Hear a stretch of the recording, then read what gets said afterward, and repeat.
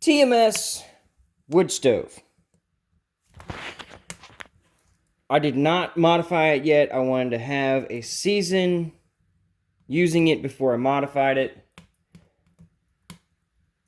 to find out what the real quirks about it were and what you really need to modify, what you really don't need to modify. Because some people, they get stuff and they just automatically start modifying stuff.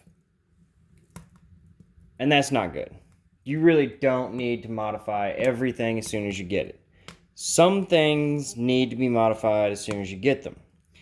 This is a no manual stove. Like, as in, they do not send you a manual on how to use it, how to set it up, nothing. Everything comes right inside there. I have a video of it of unboxing on my channel. Please check it out, like and subscribe, all that fun stuff. Now, I am not supported by anybody, so TMS is not supporting me on this. I'm not supported by the company or the charcoal I use to light it with. But that being said, it is easy to use Instalight charcoal. I find you just throw a couple of briquettes in there, somewhere between halfway and the end. Light them, close the door, open up the vents. It's good to go. There's a vent on the front. There's a vent on the back. Then there's an ash remover tray vent down here. That is not an air vent. It is for ash removal. As you notice, I do not have my grates on there. They come with little pins that go through that hole right there. You're supposed to put them right here. Now, I don't like having these on here. I just don't use it that much. I'm not transporting it that much, and I took it hunting and kind of lost them. Well, I didn't lose them. They're here in my garage. But I have it enough to where I can show you. It's not that big a deal. Something I have found is you can set this on here and hang this in such a way that you put pressure and it closes the door. No big deal. If you lose your pins out in the wild, that can also go through there.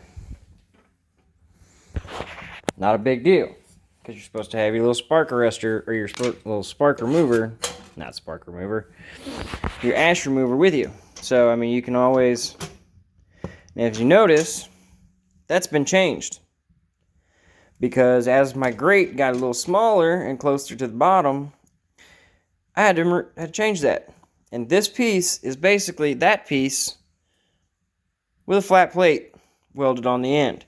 That's all the room they give you. So once that grate goes down a little bit, you got to modify this. I modify it so I can shove it in there and pull it back. Okay?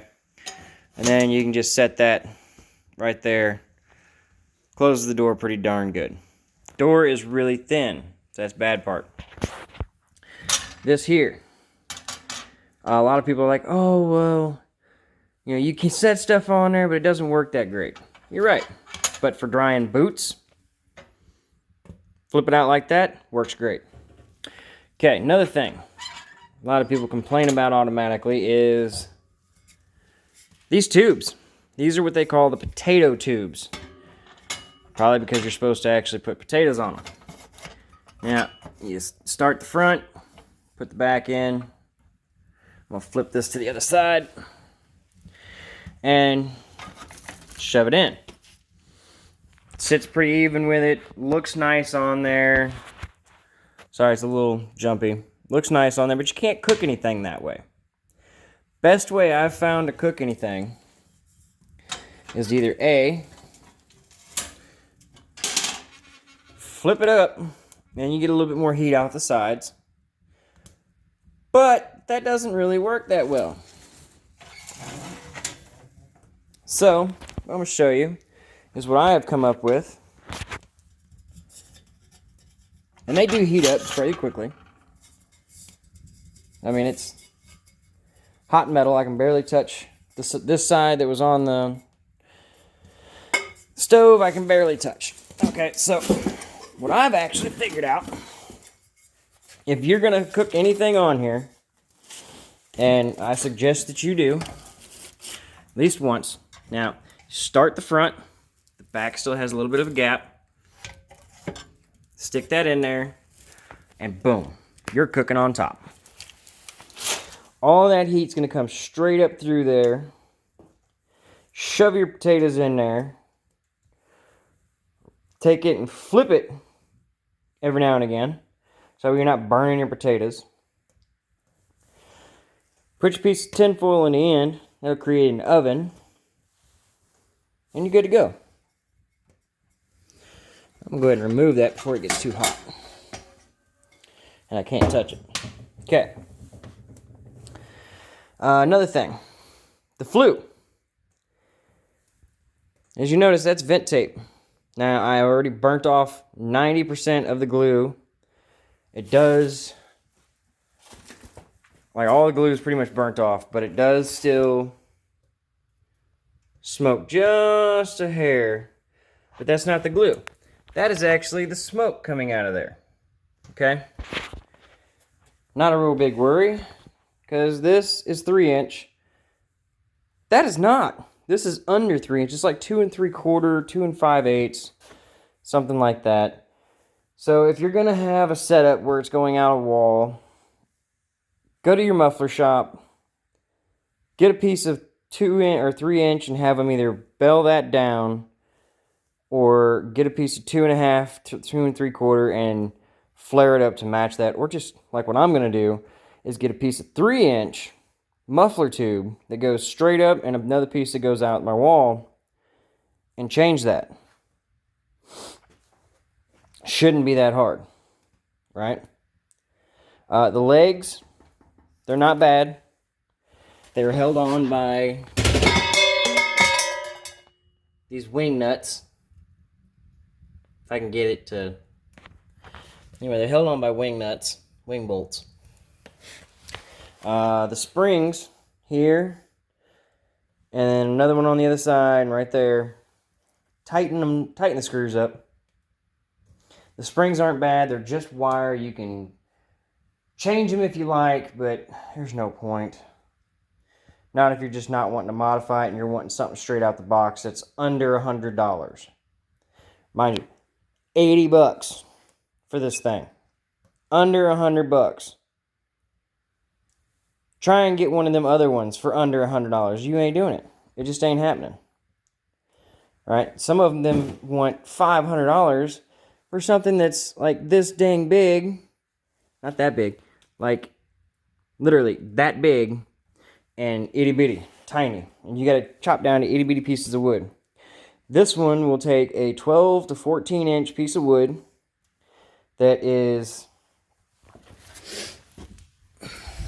like this, only you have to chop this thing down a few times to get a few different pieces in there.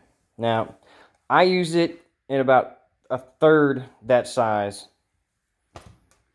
Use a bunch of them. They work really well. It does get pretty warm standing next to it. But as far as my whole shop, I'm still in long sleeves. Why? I've had that going for about 30 minutes to an hour, and I'm sweating standing next to it. I mean, I don't know if you can see me or not, but I'm sweating standing next to it. It's good for sitting here next to it. If you're gonna be sitting here drinking or talking or whatever, it'll take the chill out of the air. I've got a pretty decent garage. My garage is good size. I'm not gonna say it's great sized.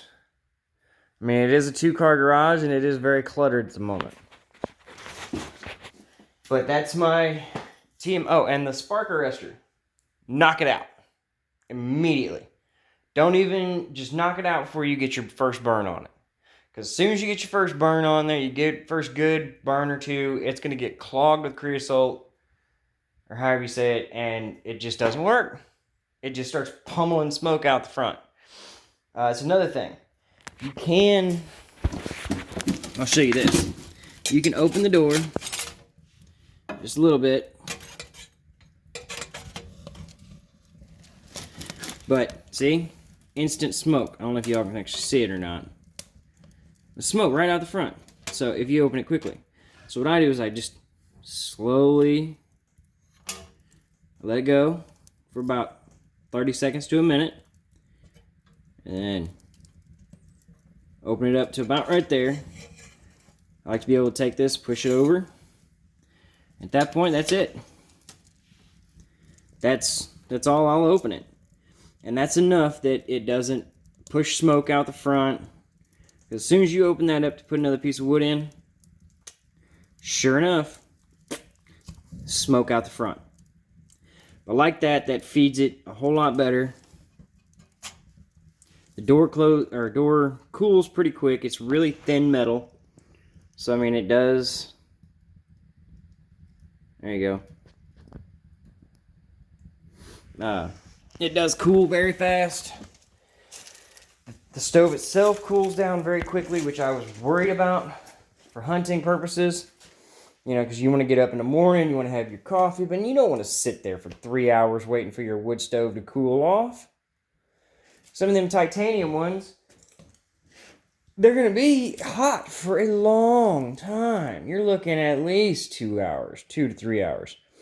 That one, once the fire is completely out, within 30 minutes to an hour, that thing is cold. Like, pretty cool. Cool enough you can touch it and carry it and pack it away.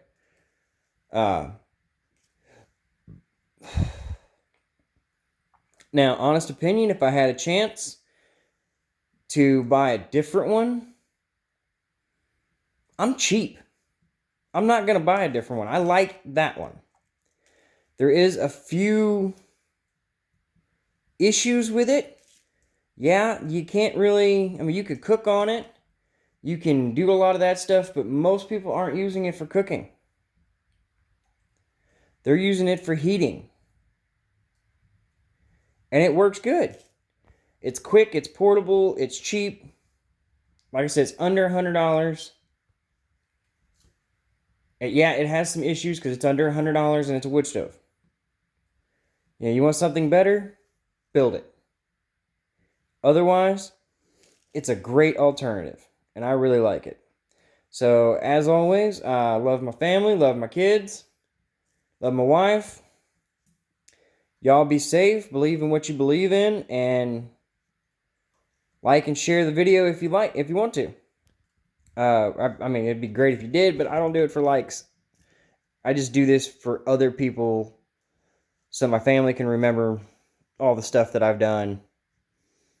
And, you know, if they need to hear me say I love them, then there you go. As always, love my family and love my fans. All 16 of them at this point. And have a great day. Be safe.